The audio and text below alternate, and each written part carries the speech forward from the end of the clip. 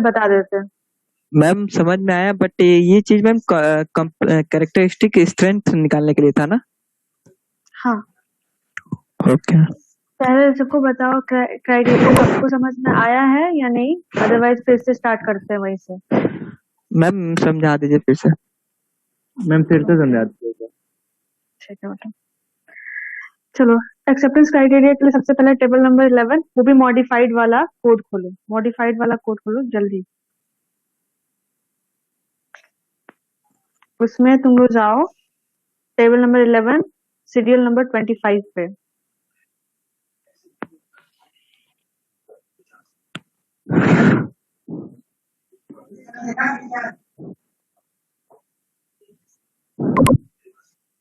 Ma'am खुल गया। ठीक है,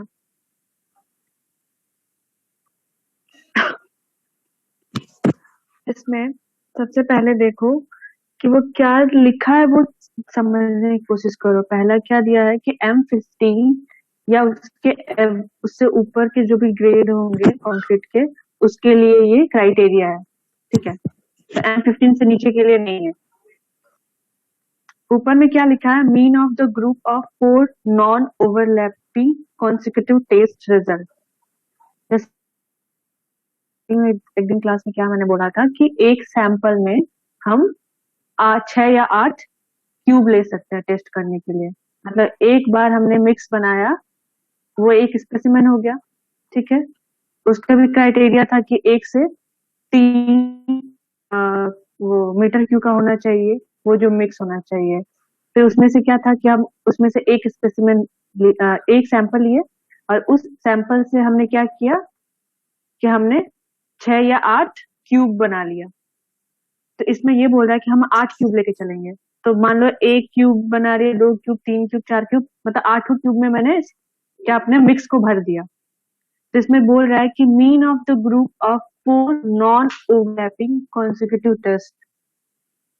तो जो 4 नॉन ओवरलैपिंग, जैसे 1, 2, 3, 4 जो तुम्हारा क्यूब है, वो ना कहीं कभी भी ओवरलैप नहीं होना चाहिए। मतलब 4 वाले को 5 में नहीं ले सकते हैं, 5 वाले क्यूब को 4 के साथ नहीं ले सकते हैं। तो या तो एक 4 का इंडिविजुअल लो क्यूब, तो 1, 2, 3, 4 मैंने क्यूब ले लिया, ये कहीं से भी ओवरलैप नहीं हो रहा है किसी और क्यूब के साथ। अब इन क्यूब का टेस्टिंग किया मैंने। इन क्यूब का जब टेस्टिंग किया तो कुछ क्या होगा, कुछ इसका रिजल्ट आएगा, कुछ स्ट्रेंथ देगा। तो जो भी स्ट्रेंथ दे रहा है उसका हमको क्या करना है, मीन निकालना है, मतलब एवरेज निकालना है। जो भी वो टेस्ट देने के बाद, लेने के बाद स्ट्रेंथ देगा, उसका हमको क्या करना है, एवरेज निकालना है। तो मैंने एग्जाम्पल के थ्रू क्या बोला था कि मान लो कि क्यूब 1 का टेस्टिंग किया है, तो उसका कुछ रिजल्ट आया है 20 न्यूटन पर मिलीमीटर स्क्वायर। दूसरा क्यूब लिया, उसका 19.9 आ रहा है। तीसरा लिया 19.8 आ रहा है।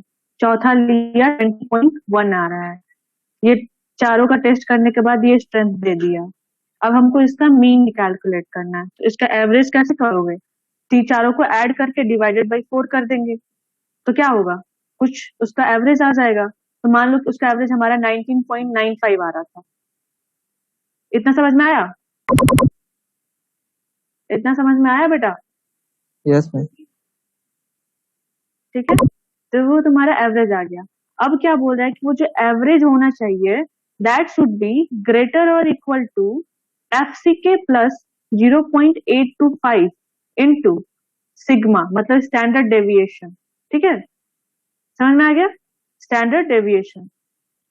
अब हम क्या कर रहे थे, एग्जाम्पल में हमारा था कि M20 कंक्रीट का ग्रेड का कंक्रीट बनाना था। M20 ग्रेड का कंक्रीट बनाना था हमको।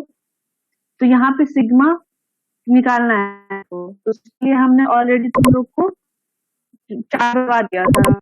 सिग्मा की ग्रेड, कंक्रीट ग्रेड के लिए सिग्मा की वैल्यू लिखवा रखी थी मैंने। तो M20 कंक्रीट है, ग्रेड कंक्रीट है, उसके लिए सिग्मा की वैल्यू कितनी होगी, सिग्मा की वैल्यू कितनी होगी मैम 1.625। नोट्स में नहीं, मैम सिग्मा की वैल्यू ना मैम 20 है ना, 1.65। मैम सिग्मा की 1.65 वैल्यू कितनी होगी? सिग्मा की वैल्यू जो अभी आपने 19.2 ग्रेड बताया के लिए क्या? लिखवाया था ना, स्टैंडर्ड डेविएशन जो लिखवाया था मैंने 3.5 होना चाहिए M10 के लिए, M15 के लिए भी 3.5 वो होना हाँ चाहिए। मैम ये लिखा था हाँ या नहीं? बोलिए। M20 के लिए हाँ 4 होना चाहिए। बोल गया था। मैम फोर हमने होनी लिखा है या चाहिए। नहीं? फोर हाँ मैम M20 के लिए 4 4 होगा होगा। ना? हाँ। Yes ma'am. और FCK की वैल्यू कितनी होनी चाहिए? FCK की वैल्यू, क्योंकि हम M20 के लिए बना रहे हैं ना, तो जो 20 यस होता है मैम। वही तुम्हारा 20 FCK मैम होगा। अगर FCK मैं M15 के लिए बनाती, हाँ, तो तो FCK तुम्हारा 15 होता 20 हो गया। अब इसको मल्टीप्लाई, हाँ, तो 20 प्लस 0.5 इंटू 4 किया तो 23.3 आ रहा है। यही आ रही थी ना वैल्यू? Yes ma'am. अगर इनको कैलकुलेट करोगे तो 23.3 आएगी। क्या वो हमारी एवरेज की वैल्यू जो है, ये जो अभी वैल्यू आई है, उससे अधिक है? 19.95 क्या 23.3 से ज्यादा है?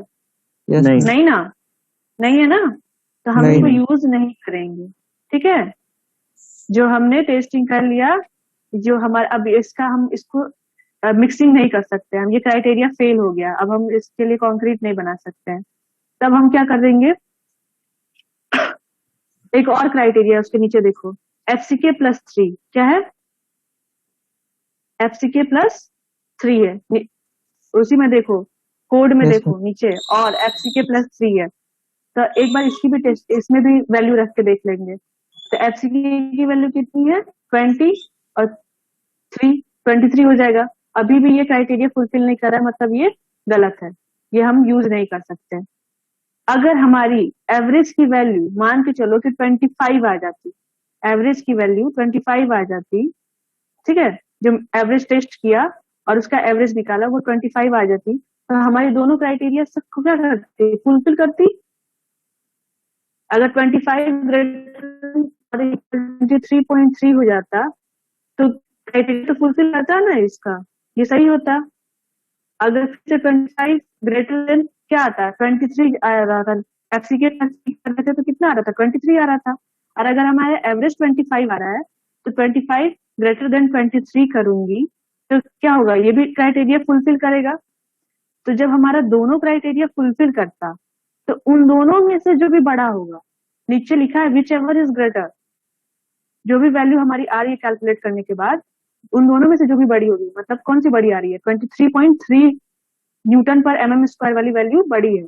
तो अब हम क्या करेंगे, इस वैल्यू के लिए हमारी जो कोड थी IS 10262 2009, उसमें जाएंगे और उसके लिए coarse aggregate, fine aggregate, cement का प्रपोर्शन देखेंगे और उसके लिए अब मिक्स बनाएंगे, उसके लिए कंक्रीट का मिक्स बनाएंगे। जब उसके लिए कंक्रीट का मिक्स बना लोगे, फिर जब क्यूब का टेस्टिंग करोगे तो तुम्हारा डिजायर्ड स्ट्रेंथ M20 मिल जाएगा। इसका कहने का मतलब ये है। समझ में आया? समझ में आया भूपेंद्र, है या नहीं? आया। अच्छा, समझ में आया बेटा?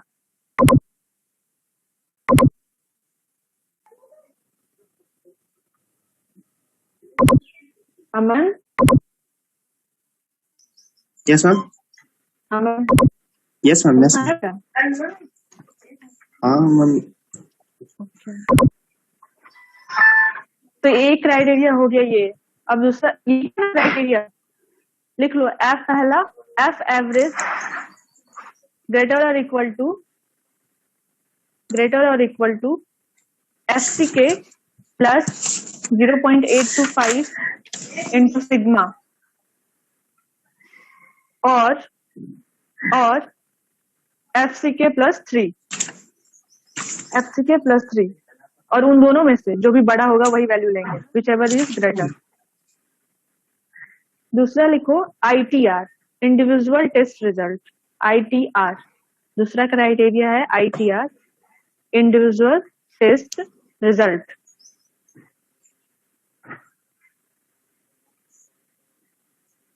Individual test result that should be greater or equal to FCK minus 3, FCK minus 3 Newton पर मिलीमीटर स्क्वायर। दूसरा क्राइटेरिया हो गया इंडिविजुअल टेस्ट रिजल्ट ग्रेटर और इक्वल टू FCK -3 न्यूटन पर मिलीमीटर स्क्वायर। अब देखो इसमें क्या बोल रहा है कि इंडिविजुअल टेस्ट रिजल्ट। अब मान लो कि मैंने जो भी क्यूब का टेस्टिंग कर रही थी, तो एक क्यूब मान के चलो कि उसका टेस्ट करने के बाद 19.8 आ रहा है, दूसरा का किया तो 16.4 आ रहा है, तीसरा का किया तो 20.1 आ रहा है। ठीक, अब हमको बनाना कितना था, M20 का बनाना था ना। तो अब हम क्या करेंगे, यहाँ पे FCK -3 कैलकुलेट करेंगे। कितना आएगा, कैलकुलेटर तो बताओ जरा। FCK -3 मतलब 20 -3 कितना आएगा, 17। 17 आया ना बेटा। FCK -3 17 आया। और वो क्या बोल रहा है, इंडिविजुअल टेस्ट रिजल्ट। अब जो भी मान लो कि एक कोई भी टेस्ट रिजल्ट उठा लो, क्योंकि अलग ही है, तो 16.4 एक क्या आ रहा था हमारा टेस्ट करने पे 16.4 न्यूटन पर मिलीमीटर स्क्वायर आ रहा था। तो वो क्या, वो तुम्हारा 17 से बड़ा है नहीं, 17 से छोटा आ रहा है। तो अब हम क्या करेंगे, इस स्पेसिमेन को नहीं लेंगे, जो बड़ी वाली स्पेसिमेन होगी बस उस रिजल्ट को लेंगे। तो यहाँ पे इंडिविजुअल टेस्ट रिजल्ट में ये भी क्राइटेरिया फेल हो रहा है 16.4 कंक्रीट के लिए। तो अब हम इसको नहीं लेंगे, जो बड़ी होगी उन्हीं वैल्यू को यूज करना है। इतना समझ में आ गया। ठीक है, 2 हो गया, क्राइटेरिया हो गया। एक क्वेश्चन लिखो जल्दी से और मुझे सॉल्व करके उसकी वैल्यू बताओ। What is the maximum load, what is the maximum load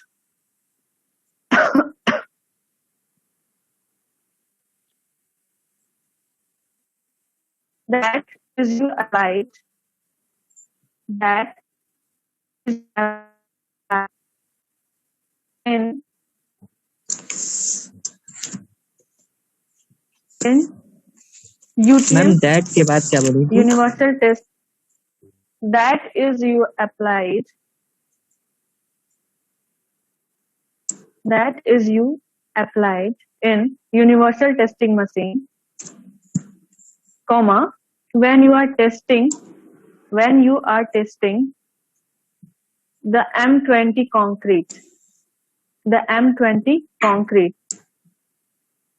You have only 4 minutes to solve this question.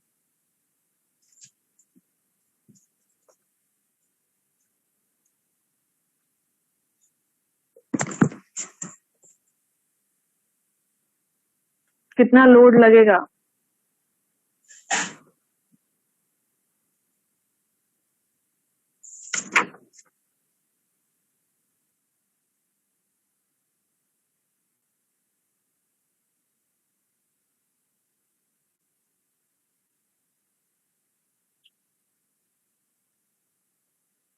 सबने क्वेश्चन लिख लिया ना?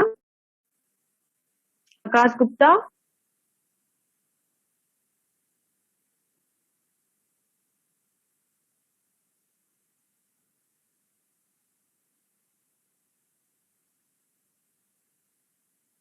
अरुण,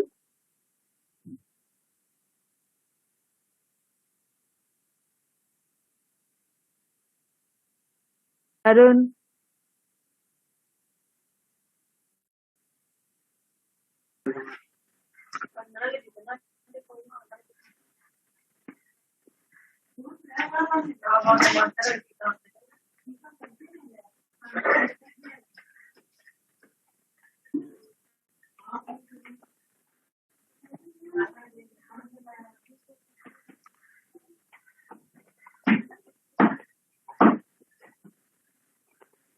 कुछ क्वेश्चन समझ आ रहा है क्या करना है, कैसे करना है?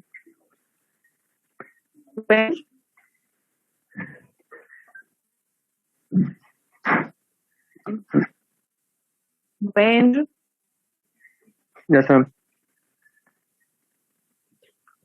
क्या समझ में आया बेटा?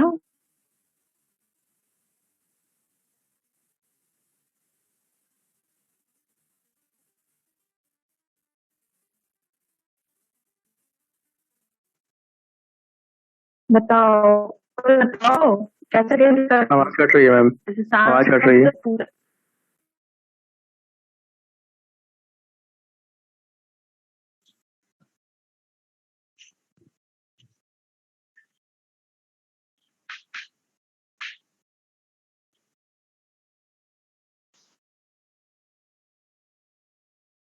मेरी आवाज कट रही है बेटा?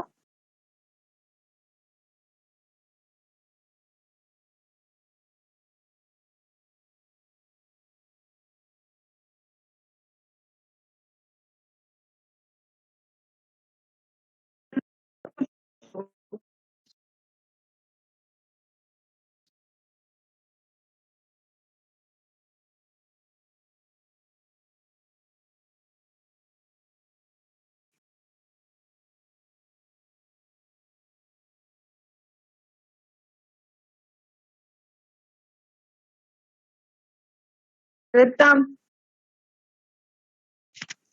Ritam, yes ma'am. आवाज आ रही है बेटा? Yes ma'am. तुम शांत क्यों जाते हो इतना? मैम क्वेश्चन देख रहे थे। अच्छा, क्या समझ में आया देख के? मैम इसमें भी हम लोग को कैरेक्टरिस्टिक स्ट्रेंथ इसका बताना है M20 का। लोड बताना है कि तुम यूटीएम पे कितना लोड लगाओगे मैक्सिमम, जिस पे वो मैम तुम्हारा जो तुम्हारा कंक्रीट है ना, वो स्ट्रेंथ दे दे M20 की, ठीक है? तो तो मैम एफसीके इसमें क्या हम लोग है जो बेटा? यहाँ पे 20 है ना, yes 20 ma'am. Mega pascal. Yes mega ma'am. Pascal को कैसे लिखते हैं? न्यूटन पर मिलीमीटर स्क्वायर लिखते हैं मिलीमीटर ना? स्क्वायर। Yes ma'am. हाँ, तो तुम्हारा ये क्या हो गया? ये स्ट्रेस दे रहा है। क्या दे रहा है? स्ट्रेस। क्या स्ट्रेस। दे रहा है? स्ट्रेस स्ट्रेस दे रहा है। हाँ, तो तुमको लोड निकालना है, तो स्ट्रेस इज इक्वल टू क्या होता है? Force upon upon area. Area. Area, हाँ। तो वहां जो फोर्स है वही लोड है, लोड निकालना है। तो लोड इज इक्वल टू क्या हो जाएगा? एफसीके इंटू एरिया, वही यस होगा मैम। ना? एफसीके को यहाँ पे स्ट्रेस लेके चल रहे हैं हम। तो एफसीके तुम्हारी 20 दे रखी है, एरिया तुम्हारी क्यूब की ऑलरेडी तुमको बता रखा था कि 150 इंटू 150 इंटू 150 लेनी है। तो एरिया के हिसाब से 150 इंटू 150 ले लो, आ जाएगा लोड कितना आना है। समझ में आया इतना? Yes ma'am. आकाश कुमार, तो फॉर्मूले के बाद से बोला तो रिपीट कर दिया। ओके बेटा, देखो मैंने बोला कि स्ट्रेस वाला जो भी हो गया, स्ट्रेस इक्वल टू होता है फोर्स अपॉन एरिया। तो फोर्स ही क्या है यहाँ पे? तुम्हारा लोड है। तो लोड इज इक्वल टू क्या हो जाएगा बेटा? Stress into area. और स्ट्रेस हम यहाँ पे क्या ले रहे हैं? एफसीके को, क्योंकि उसकी यूनिट है न्यूटन पर मिलीमीटर स्क्वायर, ठीक है? तो हम यहाँ पे एफसीके इंटू एरिया करेंगे। Load is equal to FCK into area.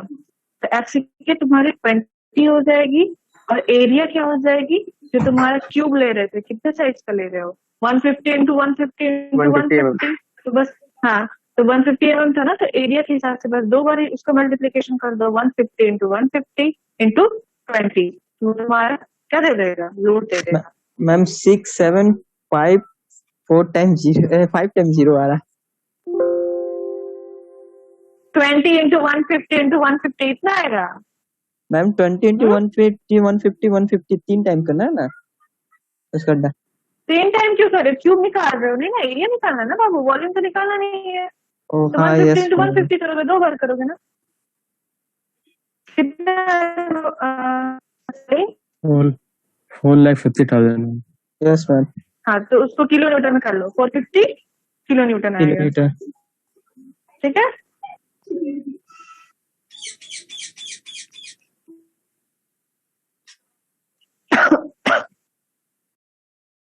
आगे चलते हैं। जब हम मिक्स पढ़ा रहे थे तो उसके दो टाइप पढ़ाया था मैंने, नॉमिनल मिक्स और डिजाइन मिक्स। नॉमिनल मिक्स और डिजाइन मिक्स। नॉमिनल मिक्स कितने ग्रेड कंक्रीट तक लेना था? नॉमिनल मिक्स कितने ग्रेड के कंक्रीट तक बस लेना था?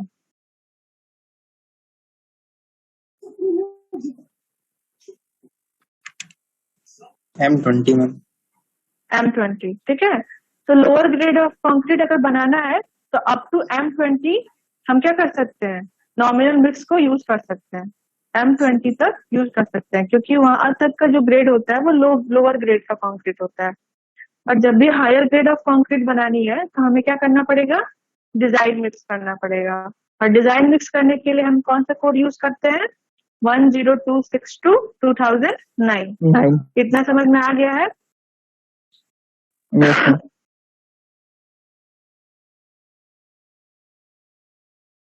अब मान लो कि हमको डिजाइन मिक्स के केस में, अब डिजाइन मिक्स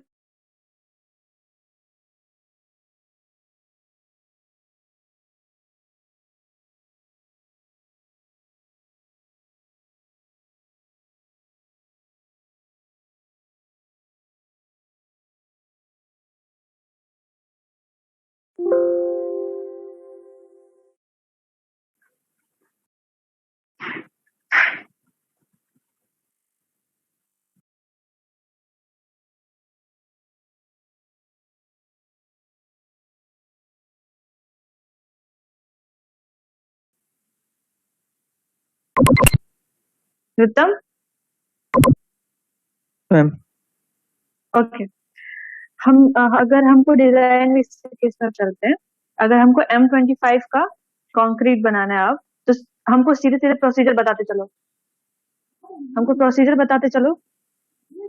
मैम M25 का तो मैम उसमें हम लोग 1:1:2 का लेंगे। डिजाइन मिक्स बेटा, डिजाइन मिक्स में जाओ, अभी वो जो मैंने पहले पढ़ाया था वो मत देखो। उसके लिए हम क्या करते थे? पहले प्रपोर्शन सेलेक्ट करेंगे। सबसे Yes, ma'am. पहले हम क्या करते हैं? प्रपोर्शन सेलेक्ट करते हैं, और उसके लिए कोड है, इंडिविजुअल कोड है। अब वो कोड बार बार नहीं बोलूंगी। अगर हम ये साइड पे कंक्रीट बना रहे हैं तो बहुत सारे क्या होंगे? मैनुअल प्रोसेस इन्वॉल्व होंगे इसमें। और मैनुअल जब भी काम होता है तो कुछ ना कुछ स्ट्रेंथ में क्या हो जाएगा? हमारी स्ट्रेंथ कॉम्प्रोमाइज हो जाती है। हमारी कुछ ना कुछ स्ट्रेंथ क्या हो जाएगी? कॉम्प्रोमाइज हो जाएगी। तो प्रॉपर सेफ्टी इंश्योर करने के लिए, हम क्या करते हैं? जो भी हम कंक्रीट डिजाइन करेंगे वो टारगेट मीन स्ट्रेंथ के लिए डिजाइन करेंगे। तो लिखो, we will always design the concrete for target mean strength, ठीक है? इतना हो गया? मैम कंक्रीट के बाद तो We will always design the concrete for target mean strength, that means FM। पहले ही पढ़ाया था वो, जो मैंने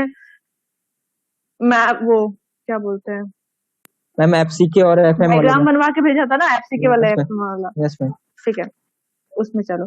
तो उसका फॉर्मूला क्या है? FM is equal to FCK plus 1.65 into sigma. उसके नीचे लिखो FM is equal to FCK plus 1.65 into sigma. अब यहाँ पे हम M25 के लिए बना रहे हैं ना, तो FCK की वैल्यू 25 रखो प्लस 1.65, और सिग्मा की वैल्यू 25 के लिए कितनी हो जाएगी? मैम 25 स्टैंडर्ड के लिए, डेविएशन। हाँ मैम 25 के लिए 4। ठीक है। तो मल्टीप्लिकेशन करने के बाद कितना आ रहा है बताओ मुझे?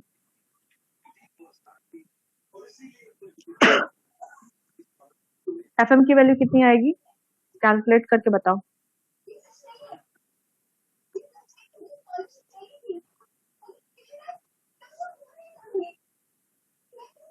मैम 33.25।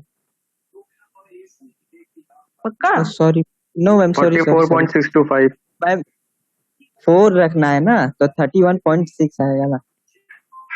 44.625। 31.6। बेटा सुनो, FCK की वैल्यू 25 रखा प्लस 1.65 इंटू 4 करना है। मैम वो गलती से 5 लिया था तो 31.6 इसलिए आएगा। आ गया। Yes ma'am. आ गया ना? ठीक है। तो Yes, अब हम क्या करेंगे? अगर हमें M25 ग्रेड के लिए कंक्रीट बनाना है, अब यहाँ से ध्यान से सुनना, अगर हमें M25 ग्रेड के लिए कंक्रीट बनाना है तो हम 31.6 ग्रेड के कंक्रीट के लिए प्रपोर्शन सेलेक्ट करेंगे। अब हम M25 ग्रेड की वाली प्रपोर्शन नहीं सेलेक्ट करेंगे, हम क्या करेंगे? IS 10262 2009 वाले कोड में जाएंगे और 31.6 ग्रेड कंक्रीट के लिए प्रपोर्शन सेलेक्ट करेंगे। हमने यही ना लिखवाया कि जब भी हम डिजाइन करेंगे कंक्रीट का, तो हम टारगेट मीन स्ट्रेंथ के लिए डिजाइन करेंगे, ठीक है। अब इसके बेसिस पे हम क्या करेंगे, क्वांटिटी निकाल लेंगे, ठीक है। फिर क्या करेंगे, क्यूब बना लेंगे। अब हम 31.6 का क्वांटिटी निकाल वो बना दिया, मतलब उसको मिक्स कर लिया, उसके प्रपोर्शन हमने निकाल लिया था, उसको मिक्स कर लिया। फिर हम उसका क्या करेंगे, उसका क्यूब बना लेंगे और उसका टेस्टिंग कर देंगे। अब टेस्टिंग करने के बाद सिक्स्थ वैल्यू जो आनी चाहिए रिजल्ट में, जो 5 वैल्यू क्या कर सकते हैं हम, नेग्लेक्ट कर सकते हैं, बट छठवीं वैल्यू क्या आनी चाहिए, 25 न्यूटन पर मिलीमीटर स्क्वायर आनी चाहिए, जो कि अब जब हम टेस्ट करेंगे ना, तो छठवीं वैल्यू तुम्हारी 25 न्यूटन पर मिलीमीटर स्क्वायर आ गई, ठीक है। इतना समझ में आया? तो ठीक है, उसके following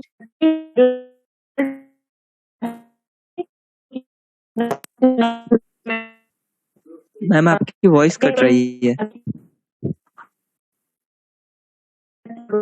थोड़ा बहुत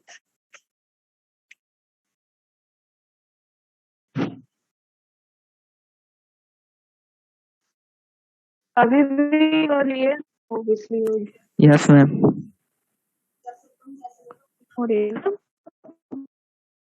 अच्छा ठीक है, रुको।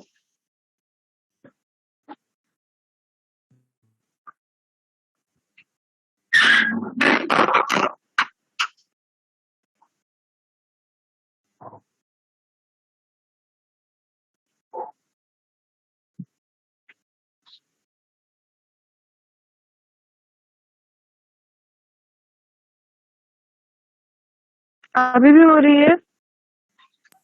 नो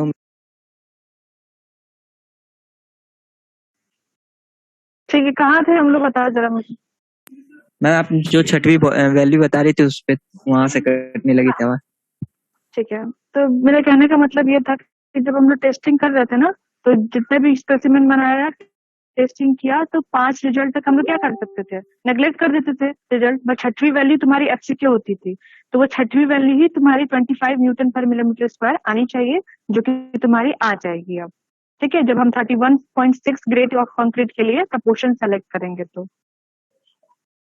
ओके, इतना समझ में आ गया, इतना समझ में आ गया? Yes ma'am.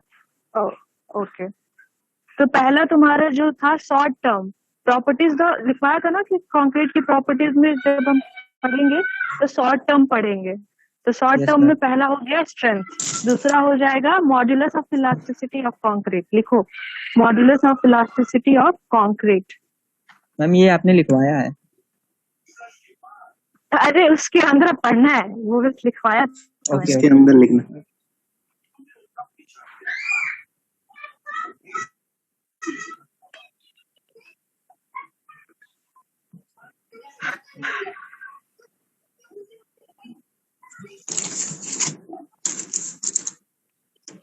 ये इमेज देखना, ग्रुप में भेजा है मैंने।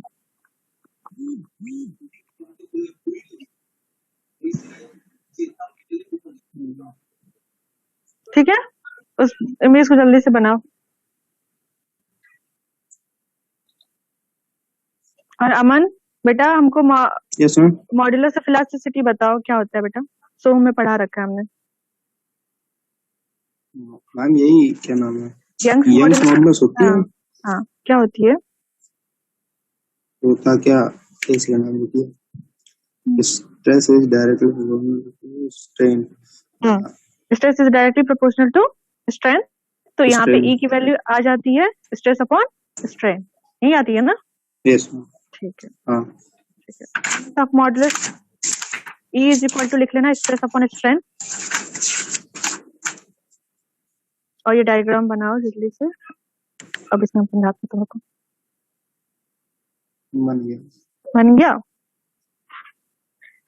अब जो एकदम लास्ट में जो इधर लाइन जा रही है ना, उसको वो ना सीधी हो जाएगी, स्ट्रेट लाइन हो जाती है, जो कर्व जहाँ खत्म हो रहा है, एक पॉइंट दिया है, उस पॉइंट के बाद जो लाइन जा रही है सीधे इधर हो जाएगी तुम्हारी, स्ट्रेट लाइन बन जाएगी। वो पॉइंट के आगे जो कर्व बनते जा रहा है ना, वो स्ट्रेट लाइन हो जाता है, उसके आगे उसको आगे स्ट्रेट लाइन की तरफ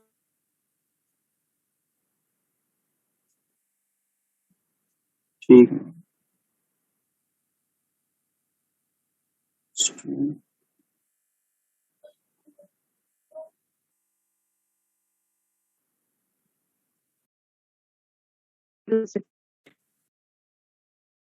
सॉरी, टारगेट लिखवा रही हूँ मैं। टेंजेंट, टेंजेंट लिखना, tangent value of modulus of elasticity.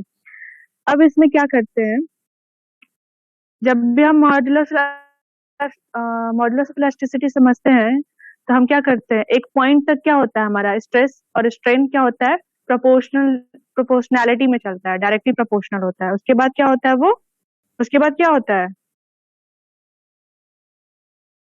उसके बाद से प्लास्टिसिटी बिहेवियर स्टार्ट हो जाती है ना।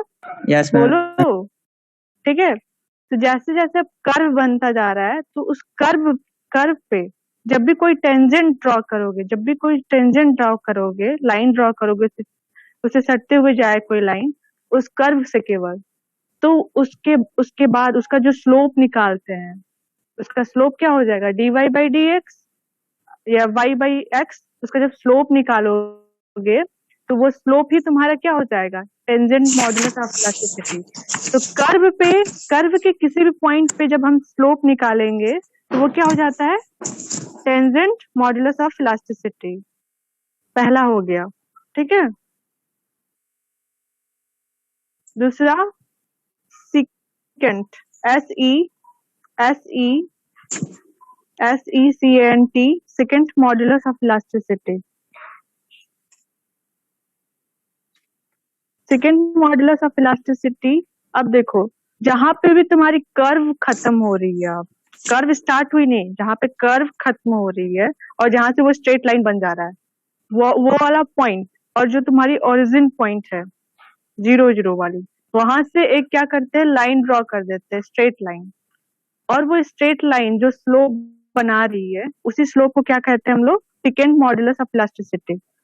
क्या बोलते हैं, सेकेंड मॉडुलस ऑफ इलास्टिसिटी।